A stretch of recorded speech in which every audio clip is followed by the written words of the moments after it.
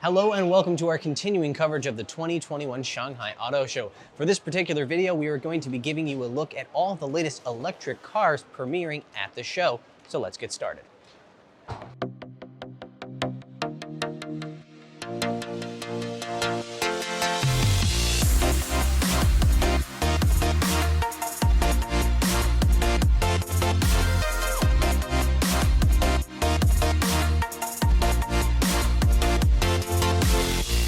Let's start this video off with a bang, shall we, by talking about this, the all-new Mini EV Cabrio. Before you ask, yes, this is a production model. There may be some small changes that are made before it gets to the market, but this will be sold to consumers. Let's talk a little bit about the changes, because there are a lot versus the Mini EV that we drove last year, which you can check that video out. I'm sure I'll put a link up here for you. On the front end, there are some major changes, including updates to the headlights, the grille here, which is now a solid piece with no pattern on it. And then of course down here, instead of the kind of traditional grille opening looking thing that you had in the original Mini EV, we have a solid piece of plastic, which is actually mirrored on the side of the car as well, this white piece on the side. Speaking of the side, yes, this is a cabriolet. This is a convertible. In order to make it a convertible, of course, they had to get rid of the back seats.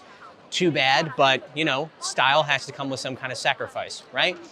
From here we can see, get a look maybe a little bit at the interior of the car, which actually let's change the angle a bit and we'll show you that.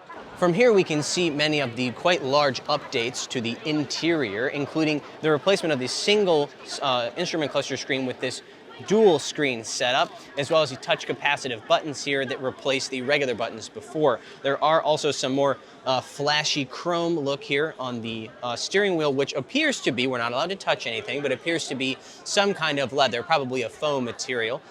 Still same gear selector, but overall a much more upscale look, upmarket look. Now, the question, of course, is how much of this will make it to market. I imagine if they want to keep the price close to the starting price, the $4,500 starting price of the regular Mini EV, they're going to have to lose some of this. But I imagine there will be a little bit, some of these more upscale features that will eventually make it into the consumer version. One final thing I want to point out is over here, these roll hoops that were installed following the transformation into a convertible car, obviously for safety. Here at the BYD stand, we can get a close look at their EA1. This is a car that is eventually going to be making into production soon, but they've brought several different versions of it, kind of semi-concept car, basically, with different kinds of kit. This is the most sporty version, so we get things like carbon fiber fender flares.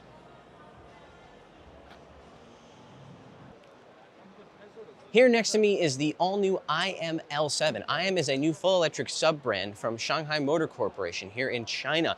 Here are the headline numbers for this one. 400 kilowatts from a dual-motor setup with 655 kilometers of range, a 93 kilowatt-hour battery pack, and engineering, allegedly, from Williams F1. It also is said to be equipped with second-generation LiDAR technology. This car, apparently, we can expect to see in the first quarter of next year.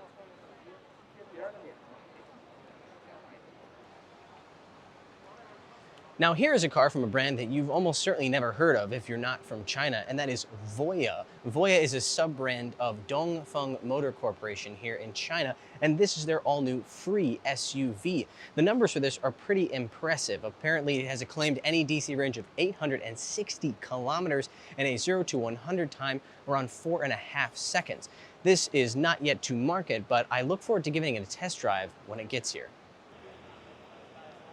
We are now here at the stand for ArcFox, an electric sub-brand for the Beijing Motor Corporation, and we are standing next to the ArcFox Alpha S, or AS.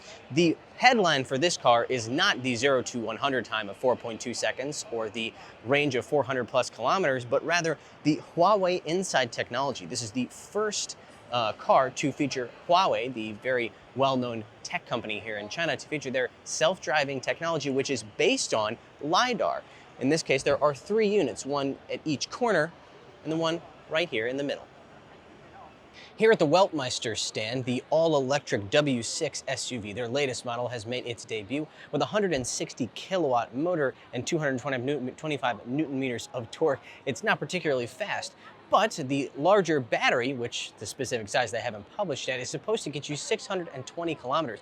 So while you might not get there fast, you'll probably get there. What you're seeing here beside me is the ES33 concept car from the R brand. R is a sub-brand, a all-electric sub-brand from Shanghai Motor Corporation.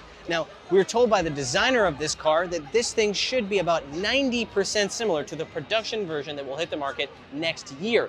We don't know very much about what's underneath the skin. However, we do know that starting next year, the R brand, through this car, will be joining NIO in offering battery swapping technology here in the Chinese market. Thank you so much for joining us on this tour of all the most interesting electric car debuts from here at the 2021 Shanghai Auto Show. Be sure to like and subscribe after watching this video. We've got a ton more content from the auto show, as well as weekly reviews of Chinese cars from here in the Chinese market. Thanks for watching.